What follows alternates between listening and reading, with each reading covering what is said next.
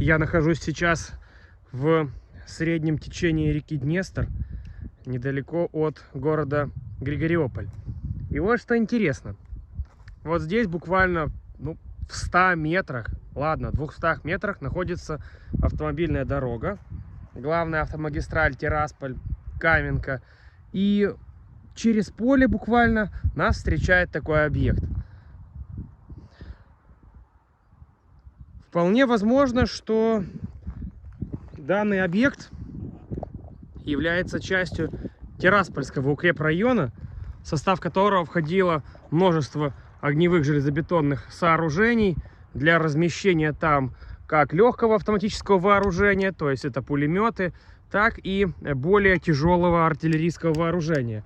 Однако, изучив всевозможные рода объекты, которые находятся в его составе Тираспольского укрепрайона, я не обнаружил этот объект, что меня весьма и весьма удивило. Место расположения его однозначно выбрано не случайно. И в этом мы убеждаемся сейчас, просто наблюдая картину этой вот излучины реки Днестр. Открывается прекрасная просто перспектива. Если данную местность пристрелять, то можно, в общем-то, контролировать довольно серьезный сектор фронта.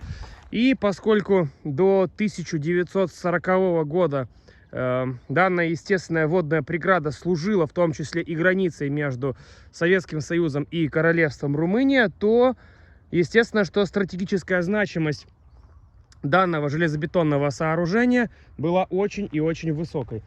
Если посмотреть так на данный объект, то мы наблюдаем, что либо советские войска, отступая в 1941 году, или это уже немецко-румынские войска, отступая в 1944 году, это сооружение взорвали. И вот здесь видна крышка этого сооружения. Оно весьма внушительных размеров. Это явно не долговременная огневая точка с расположенными там пулеметными гнездами. Однако идентифицировать ее как тот же самый артиллерийский полукапонир я бы не стал. Но еще раз повторюсь, меня очень сильно удивляет тот факт, что наши специалисты, как бы приднестровские, молдавские специалисты, которые составили, на мой взгляд, очень подробную карту Тираспольского и также Рыбницкого укрепрайонов, почему-то обошли вниманием данное сооружение. Что можно отметить? Это довольно огромное количество бетона, которое было потрачено, не потрачено, а использовано при строительстве данного объекта. Это высокоармированный материал, включающий в себя вот такую гранитную крошку. Из этого прям, бетон крайне высокую прочность имеет. Также в качестве армирования, вот мы видим вязаную сетку. Вот она, видна вязаная арматурная сетка. И все это, еще раз повторюсь, сдобрено огромнейшим просто количеством гранита, да, который, в общем-то, естественно, данную конструкцию делал очень и очень прочной. Вот, выскажу снова свое предположение, что это просто перевернутая крышка этого огневого сооружения, этого объекта железобетонного. И здесь данное отверстие, скорее всего, это отверстие для перископа, хотя также могут быть различного рода вариации. И вот еще интересный элемент. Здесь обнаруживается что? Обнаруживаются следы, плавки металла, то есть как будто врезались сюда, как будто вот такие элементы пулевых отверстий и так дальше. Вот это вот было обнаружено на этом таком металлическом наросте. Вот какой открывается панорамный вид с данного железобетонного сооружения. И можно проследовать, просмотреть вход.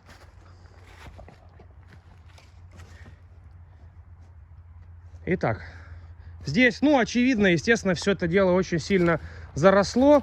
Крыша, вот эта крыша, которую мы наблюдаем, да, невероятным по силе взрывом была сорвана. Очевидно, ну, данный объект, естественно, восстановлению не подлежит, да и никто об этом даже не задумывается. Скорее всего, он был построен в то же самое время, когда и возводились все укрепрайоны вдоль западной границы Советского Союза, а именно ориентировочно в 30-е годы. И скорее в начале 30-х, то есть с высокой долей вероятности можно сказать, что это сооружение 1931-32 года, как раз когда в государстве бетона было очень-очень мало, механизация была крайне низкая, и при этом вот мы наблюдаем такого рода исполинские сооружения с огромным расходом бетона, с огромным расходом арматуры различного сечения и диаметра, и это еще более внушает как бы страх во врага и уважение к нашим предкам. Так, вот я нахожусь внутри. Здесь на внутренних стенках еще даже видны элементы отделки. Вот, получается, это отделка на самом этом сооружении. Даже какие-то вот фрагменты деревянных включений. Возможно, это остались части опалубки. Ну, какие-то, в общем-то, деревянные включения здесь имеют место быть. Вот красная краска, я же говорю, вот цвета отделки, такого рода побелки, покраски внутренних стен еще сохранились. Хотя нужно понимать, что если даже объект 31-32 года, то ему практически уже 100 лет. Вот такая вот сложная, запутанная, лабиринтная конструкция входов, она, естественно, имела свое практическое значение и была предназначена для довольно быстрого гашения внутренней ударной, ну не внутренней, а вообще просто ударной волны, которая могла возникнуть вследствие попадания орудийного снаряда или какого-то взрыва, который мог произойти вблизи непосредственно этого сооружения. Поэтому вот такая лабиринтная конструкция имела своей целью быстро погасить энергию взрывной волны. Здесь также, я так понял, на наиболее опасных таких напряженных участках вот была вмонтирована в качестве армирующего элемента балки двутаврового сечения. Кое-где элементы данного железобетонного сооружения, они у нас имеют сплошную металлическую обшивку. Проберемся сейчас сюда поближе. Ну, понятно, все разворочено, но между тем поражает воображение тот факт, что здесь не попилили все на металл, не отдирали прямо вот куски металла, как это очень часто бывает. А именно, вот у нас остались, ну, здесь мы видим, что, да, что мы здесь видим? А видим, что у нас здесь есть металлические листы. Вот, они сохранились абсолютно. Вот они, эти балки двутаврового сечения различного размера. Вот, снова, опять же, элементы окраски еще сохранились. Также вот она обшивка железобетонной конструкции. То есть, такое, скажу, клишированная фраза, но делали на века. Также вот мы наблюдаем Н-20. Скорее всего, это какая-то была импортная сталь, поскольку тогда еще такого блюмопрокатного, сортопрокатного производства в Советском Союзе в таком массовом количестве не существовало, поскольку еще и Магнитогорский металлургический комбинат только строился. Поэтому, скорее всего, вот эта надпись Н-20 говорит нам о том, что данные балки двутаврового сечения имели импортную, так сказать, окраску. Вот, то есть понятно, что восстановить сейчас прямо даже предназначение данного объекта очень и очень сложно. Но какой вывод делаем? Вывод делаем следующего характера. Для обычного пулеметного дота, даже там 2-3 пулеметный дот, это слишком огромная конструкция. Ежели говорить о том, что это артиллерийский полукапонир или, возможно, штаб какой-то, то здесь я не вижу амбразур непосредственно для артиллерийских орудий. Ну и, откровенно говоря, нужно признать еще и тот факт, что довольно сильно деградировал внешний вид, и сейчас прям восстановить естественный облик данного сооружения не представляется возможным. Но и еще, что более является для меня загадочным, это то, что существует карта Тираспольского укрепрайона, и на ней данный объект почему-то не нанесен. Хотя, как по мне, он является, ну, ладно, там есть некоторые огневые сооружения железобетонные, которые находятся прямо в городе Тирасполь и так далее. В Бендерах минная группа практически оказалась нетронутой вследствие того, что располагается под железнодорожным полотном. Но вот здесь у нас тоже объект весьма-весьма находится вблизи автомобильной магистрали, прямо в шаговой доступности. И почему-то оказался то ли позабыт, то ли обошли его вниманием по непонятной для нас причине. Вот мы здесь наблюдаем отверстие в стене. Ну, очевидно, это, естественно, это не пулевые отверстия. Видно здесь в них искусственное происхождение, конечно же, однако отнюдь не криминальное. То есть найти следы конкретно боя, если он даже здесь и был, то на самом железобетоне не представляется возможным. Я не находил нигде здесь характерных выбоин, которые были бы отчетливым таким свидетельством того, что этот ДОТ принимал непосредственно участие в боевых действиях. Если не только та металлическая трубка, которая ну, имеет, да, такие выраженные следы пулевых рикошетов. То есть, возможно, в принципе, он и в какой-то степени принимал участие в тех жарких боевых действиях, которые происходили здесь летом 1941 года. В итоге панорама этого железобетонного объекта имеет следующий внешний вид. Здесь, в общем-то, природа, да, можно сказать, природа отвоевывает свое, но следует признать, что за 90 лет она довольно мало отвоевала себе. И вот видно тут чудовищной силы взрыв, который снес эту крышку, разрушил данное сооружение. Даже себе и представить невозможно, наверное, какой силы был этот взрыв, какой грохот здесь стоял и так дальше. В общем-то, резюмируя, можно сказать, что это довольно интересный объект. Интересен он не тем, что, ну, скажем, он имеет какую-то прекрасную там сохранность и так дальше. Нет, сохранность его, прямо скажем, стремится к нулю, потому что он был, как и многие объекты и Рыбницкого укрепрайона, и Тираспольского у нас здесь на территории тоже взорван. Однако не видно никаких фрагментов, которые были попилены на металлолом. Отсутствуют, ну точнее присутствуют еще следы краски, угадываются какие-то контуры, маршруты, лабиринты, но при этом не видно никаких гнезд под конкретно вооружение, которое могло здесь стоять. Ни под пулеметы, ни под орудие.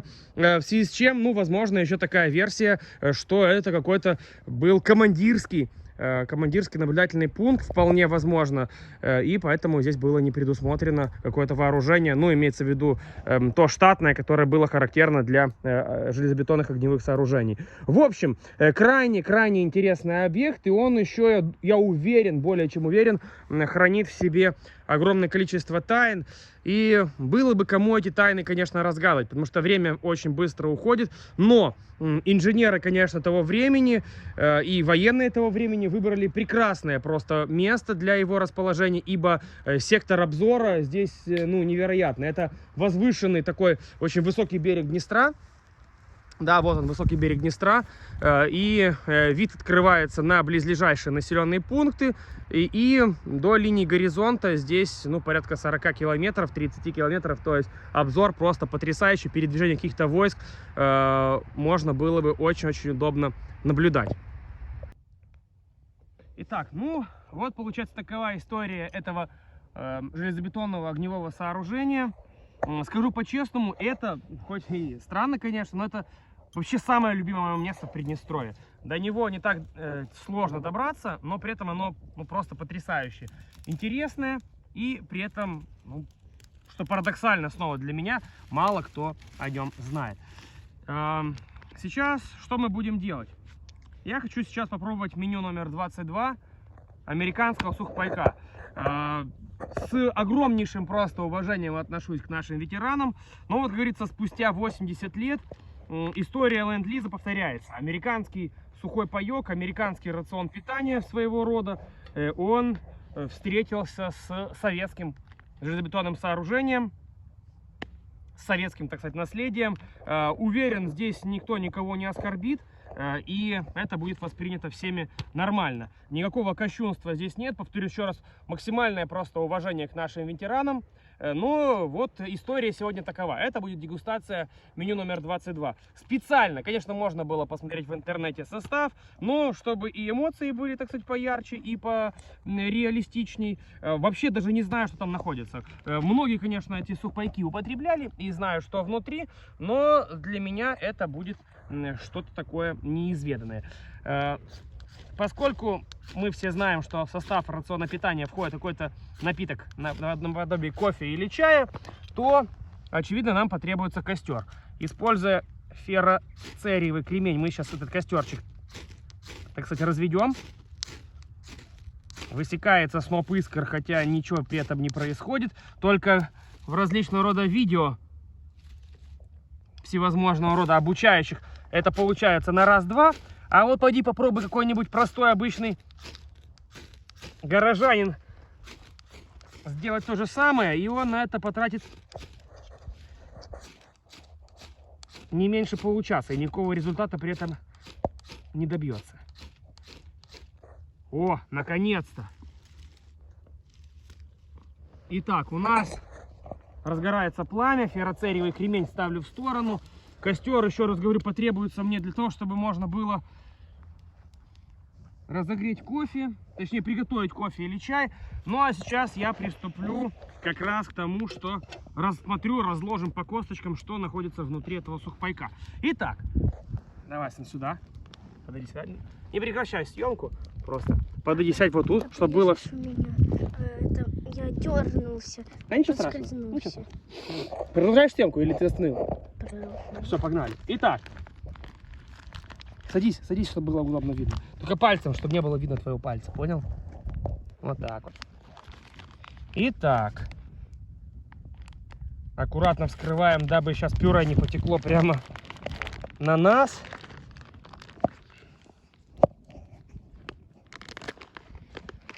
Однозначно любой боец имеет холодное оружие, поэтому я открываю ножом, не стесняясь. Снова, что получается? В американском сухпайке гигантское просто количество пленки, оно поражает. Поскольку есть костер, то необходимость в беспламенном разогревателе, который имеется в любом МРЕ американском, отпадает. Значит, пакетик с беспламенным нагревателем, где вследствие химической реакции происходит нагрев жидкости, мы убираем в сторону. Далее столовый прибор. Проводить ему краш-тест, я думаю, нет никакой необходимости. Это обычная вот такая коричневого цвета ложечка. Далее это сумочка, из которой можно соорудить какой-то стакан, или можно сделать какой-то себе захватик для нагретой еды, то есть для основного блюда. Сейчас попробуем разыскать это самое основное блюдо. Итак, это бумажная у нас такая салфеточка. Далее, что у нас написано? Биф-гуляш, то есть это у нас будет говяжий гуляш. Это основное блюдо этого рациона питания номер 22. Ну, сразу смотрим, что это такое. Котелок, советский котелок.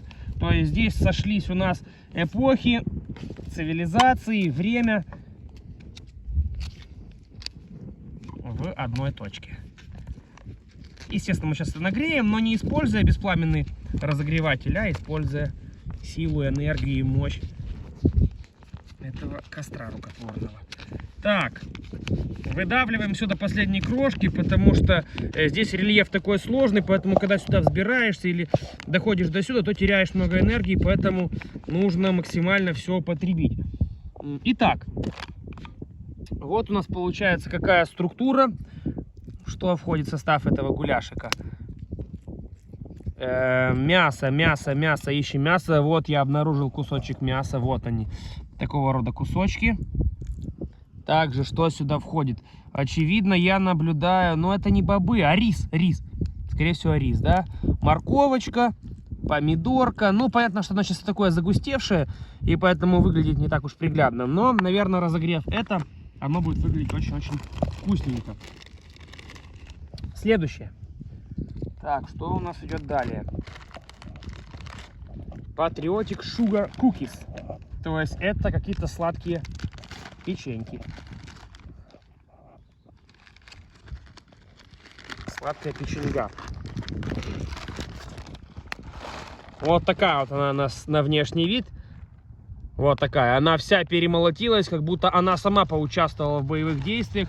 Не берусь судить, как добрались эти печеньки ко мне. То есть, я уверен, их никто не уничтожал, но все равно они вот пришли вот такие вот покрошенные. Это скорее не дополнение к основному блюду, а просто такая сладость. Далее, что у нас здесь еще? Ну, это, наверное, что-то из сладенького. Итак.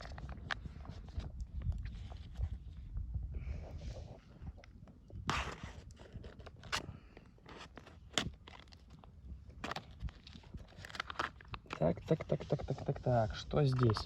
Ага, это вот такое вот повидло. Вот оно получается такого характера повидло. Похоже на пюре, детскую смесь. По запаху это яблоко. Это у нас яблочное повидло, что также никак нельзя будет скомпоновать с основным блюдом. Тоже сладость. Но американцы страсть как любят вкусняшки, поэтому количество сладостей здесь неудивительно.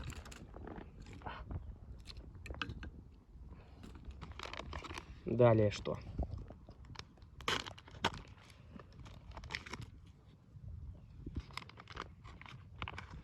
Следом идет вот такая вот лепешечка. Это и ни в коем случае есть не будет, да в принципе не хотелось. Итак, это лепешка. Вот так. Типа хлебцы, кстати. Это хлебцы вот такие вот ржаные, как будто вот видна структура грубого помола. Эти хлебцы не сладкие, то бишь их можно вполне себе использовать с основным блюдом. Дальше идет оранж, сок. То есть это у нас сок апельсиновый. Ну, его уже мы будем употреблять либо в горячем, либо в холодном виде. То есть это получается уже напиток. Strawberry джем. То есть это у нас клубничный джем, который можно нанести на то же самое печенье. Итак.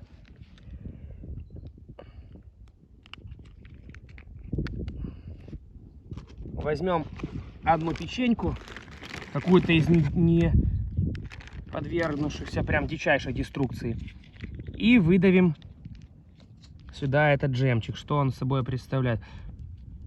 Вот такой вот джем. Вот он. Имеет вот такой вот внешний вид. На печенье он выглядит следующим образом. Да, запах приятный.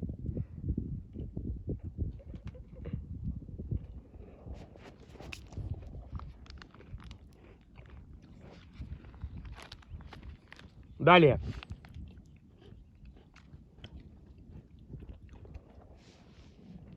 Следующее вот.